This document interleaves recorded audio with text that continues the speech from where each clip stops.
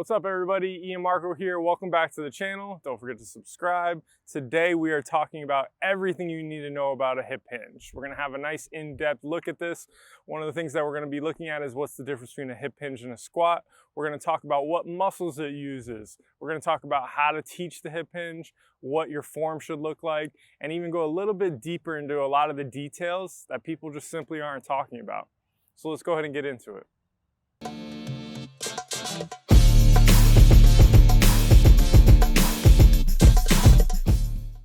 It's really important that you understand the difference between hip hinging and squatting.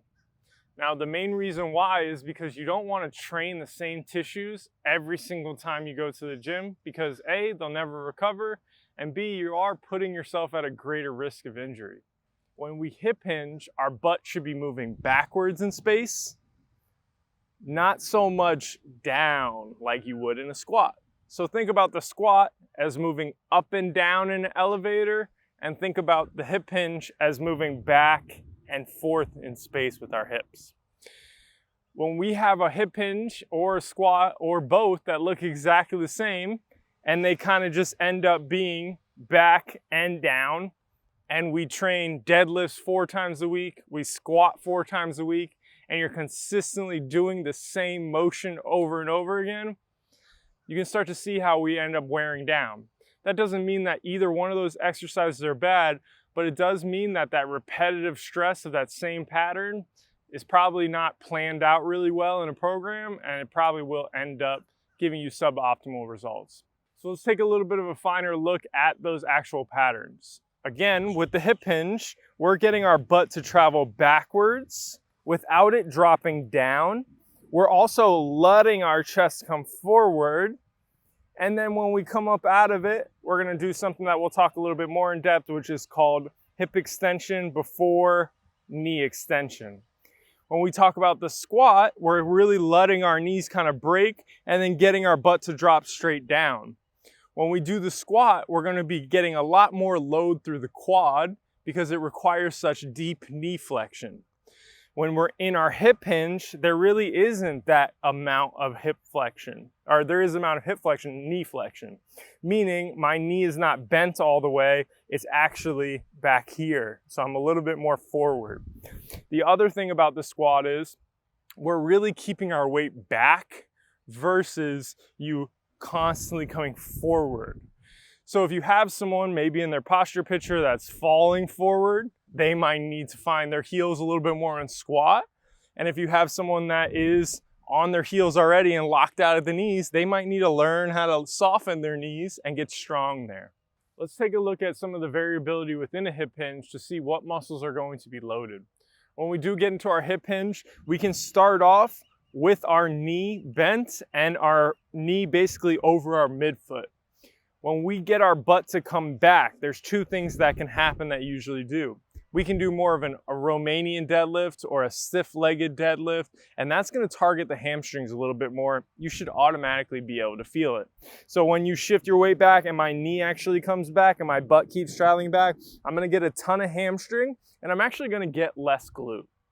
When I come all the way up, I should still bring myself forward and bring that full hip extension without the knee necessarily locking back.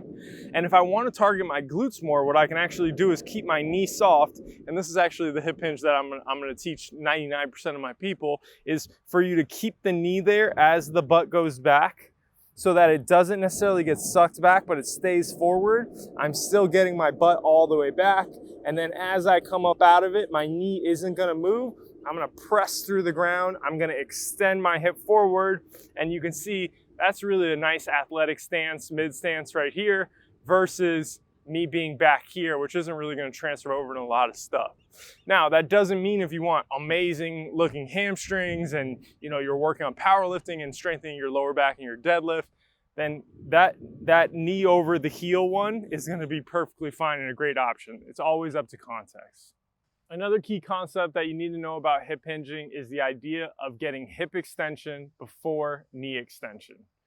A lot of people use their backs when they're doing deadlifts and hip hinges, which isn't necessarily bad, but personally, I don't think it's optimal because we're trying to load the hip. That's why it's called a hip hinge. Now, what we want to be able to do is when we come up out of it, you want to put force into the ground. And as you come out of it, there shouldn't be the knee first. So if I come out of this and my knee comes first, I'm going to be much more likely to come up with my lower back. And that just doesn't look good or feel good. Now, there's a huge difference between that. When I come out of my hip hinge, I drive through the ground, my knee stays here, and I bring my hip through and all the way over. My pelvis comes all the way over my knee without this lock back. That's going to keep the tension in the hip and not make it a quad exercise, as we've talked about not making your hip hinges squats. This is also a really crucial concept for moving forward and just being a human being. Imagine if you walked around like that all the time instead of actually pushing yourselves forward. So you can almost think about, sometimes I'll teach some people coming out of a hip hinge to really get this concept, is when you come out of the hip hinge pushing through it, take a step forward and you'll be able to feel how I'm talking about actually stepping through and why that makes sense. So in order to load the hip, we want to make sure that it's extending, and we want to make sure it's extending before the knee. The other thing to think about is we're trying to go forward, not backwards. So when you do that knee back, you're almost pushing yourselves backwards. So if we want to go forward, we want to load the glutes, we want to get all that stuff out of the good hip hinge, we want to make sure that our hip extends before our back and before our knee. Now, lastly, one of the things that I also like to really put into the same concept is the idea of finishing a full hip extension. You guys probably know us by now, big fans of all kinds of different stretching when the context is right. But one of the things that we try to do is minimize the need for all these extra things and get as much done in one exercise. So if I'm teaching someone how to do a hip hinge and they're able to come all the way up here and finish in full hip extension and stay nice and tall, this position alone is stretching my hip flexors. So if your hip flexors are always feeling tight, maybe it's because you're just not getting full hip extension in your hip exercises. So by simply not letting the knee extend back first and getting your hip all the way forward without leaning back into your lower back, you're going to get so much more out of this simple exercise. And that's exactly what we want. Efficiency and getting the most out of each rep. Let's talk about why I disagree with the traditional way of teaching a hip hinge. So at this point, you might have been one of the people or coached plenty of people on how to hip hinge, and you probably use the dowel or PVC pipe to do it. Usually it's taught like this. We want to have 3 points of contact: our sacrum, the middle of our back, and the back of our head. We want to put the thing behind us, and then we're just going to go and do a hip hinge, then come up, do a hip hinge, and come up. If you lose those points of contact, you know you move through your spine. In theory, it sounds great, but the issue is I've worked with so many people, a large amount of people, that just by putting their hand here, they're already here. And now our rep sucks. Same thing, they don't have internal rotation, they have to grab this behind there, now they're here.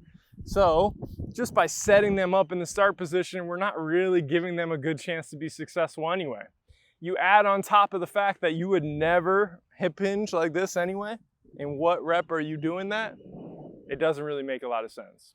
The other thing that I find with this situation is when we teach someone like this, oftentimes they'll just flatten their back, which if you've been following us, you know a flat spine, a straight line is not a neutral spine. Your spine is supposed to have curves. So by putting this back here and saying push into it, it's no different than pushing into the ground for your lower, for your ab exercises when you're face up. So we want to get away from that because that push into there often ends up being a tuck also. And one of the biggest things about our hip hinge is when we go back, we want to lengthen the tissue in the backside of the pelvic floor and your glutes. And when you're tucked under pushing into the back of the pole, the PVC pipe, you're actually losing that. So that's one of the reasons that I strongly disagree with that and why I don't really use it. Doesn't mean that you can't. Just I found a better way to do it. So let's go ahead and get into teaching you how to do the hip hinge and how to coach it.